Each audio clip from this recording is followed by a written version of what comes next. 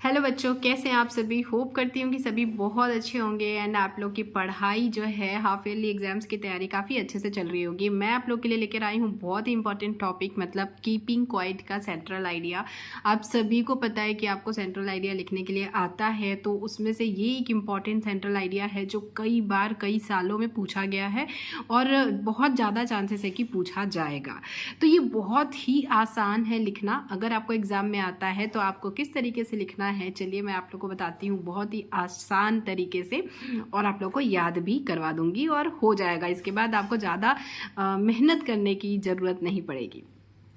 बच्चों, चलिए शुरू करते हैं। शुरू करने से पहले अगर आप लोगों को वीडियो पसंद आए, आप लोग के लिए हेल्पफुल लगे, तो वीडियो को लाइक कीजिएगा और दोस्तों के साथ शेयर जरूर कीजिएगा, ठीक है। तो चलिए शुरू करते हैं। Keeping quiet central idea.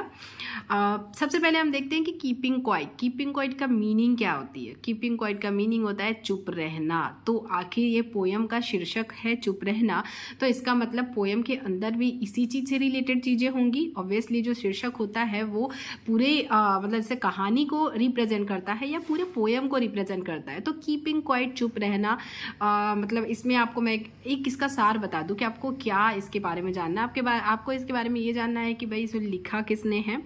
तो पेब्लो नेरूडा ने इसे लिखा है और ये क्या कहना चाह रहे हैं, ये कहना चाह रहे हैं कि हमें हमेशा शांत दिमाग से आत्मनिरीक्षण करके अपने किए गए कार्यों का निरीक्षण करना चाहिए। अपने आत्मनिरीक्षण करने के बाद कोई फैसला लेना चाहिए, तभी वो फैसला सही होगा। ऑब्वियसली कहा जाता है कि गुस्से में फैसला नहीं लेना चाहिए, जल्दबाजी में कोई फैसला नहीं लेना चाहिए। तो इसलिए हमेशा मतलब शांत दिमाग से सोच समझ के ही फैसला लेना चाहिए और वो हमेशा सही होता है।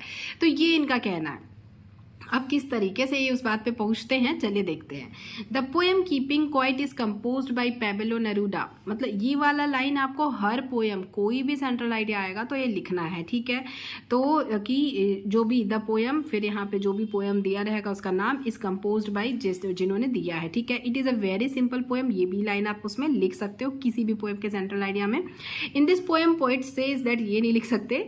In this poem poet says that, मतलब इतना तो लिखोगे ही। टुडे आर लाइफ, यहाँ तक, ठीक है। Says that today our life is hasty and without direction, ठीक है। तो इसका मतलब ये क्या चाह रहे हैं कि आजकल की जो हमारी लाइफ है वो जैसे कहा जाता है ना कि मतलब बिना डायरेक्शन के लोग भाग रहे हैं इधर उधर, जैसे उन्हें पता ही नहीं है कि उन्हें करना क्या है अपनी लाइफ में, उनका गोल क्या है, उन्हें जाना क्या है, सही रास्ता, उन्हें सही डायरेक्शन नहीं पता है, बस भागे जा रहे हैं। तो इसी बात को वो जो पोएट है वो कहना चाह रहे हैं। द पोएट आस्क अस, वो हमसे पूछ रहे हैं, हमें कह रहे हैं, us to stop war, hate, pollution, killing of animal and hunting ourselves. वो कह रहे हैं, हमसे क्या कह रहे हैं कि हमें अब रोक देना चाहिए, किनको, वॉर्स, लड़ाई को। लड़ाई जो झगड़ा जो आए दिन होता रहता है धर्म के नाम पे, जाति के नाम पे, किसी किसी के भी नाम पे, तो उन्हें रोक देना चाहिए। हेट, घृणा, तो जो भी एक दूसरे के प्रति हमारा द्वेष है वो सब चीज़ों को त्याग देना चाहिए। पॉल्यूशन, जो आजकल पॉल्यूशन हो रहा है उसे भी कम करने की कोशिश करनी चाहिए।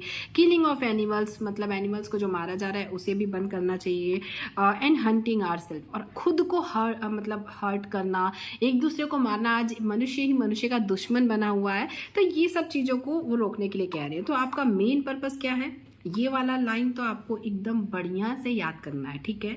The poet ask us to stop, वो क्या स्टॉप करने के लिए कह रहे हैं, war, hate, pollution, killing of animal and hunting ourselves, ठीक है।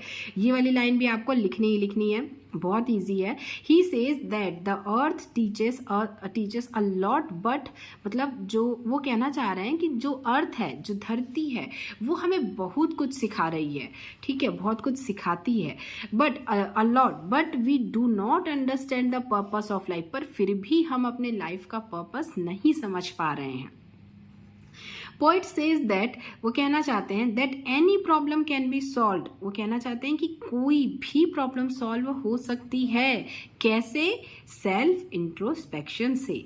ये वाला जो एक हाईलाइटेड है, मतलब आप इसे अंडरलाइन भी कर सकते हैं, तो टीचर का मतलब तुरंत ध्यान इस पे जाएगा और वो सोचेगा कि भैया बच्चे को तो सब आता है, ठीक है। तो मेन पर्पस क्या है इसका, तो ये है अपना, कहाँ से शुरू है यार, poet says that any problem can be solve by by the self introspection. ठीक है, तो कोई भी दुनिया की प्रॉब्लम सॉल्व हो सकती है जब आप सेल्फ इंट्रोस्पेक्शन करेंगे। तो आपका लड़ाई नहीं होगा, झगड़ा नहीं होगा किसी से।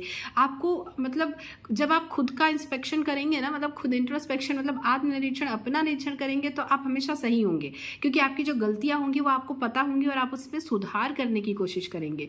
तो सबसे बड़ी बात होती है अपनी गलती को पहचानना कि हाँ हम यहाँ पे गलत है, और ये नहीं कि ये गलत है और उसके बाद भी उसके ऊपर बहस कर रहे हैं, तब तो वो लड़ाई कभी खत्म नहीं हो सकती।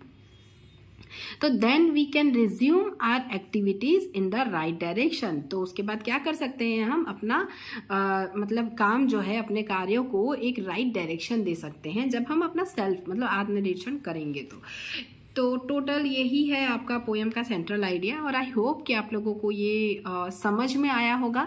नहीं समझ में आया होगा तो आप मुझे कमेंट कर सकते हैं, कोई भी क्वेश्चन हो तो पूछ सकते हैं, पर आई होप, मुझे लग रहा है कि आपको समझ में आया होगा तो ज़रूर यस करके कमेंट कीजिएगा, और कोई दूसरा टॉपिक समझना होगा तो भी मुझे कमेंट कीजिएगा। Thank you, thanks for watching, keep watching, और देखते रहिए। और अगर आप लोग को वीडियो पसंद आ रही है तो ज़्यादा से ज़्यादा दोस्तों के साथ शेयर करना बिल्कुल भी ना भूलिएगा। All the best for your exam.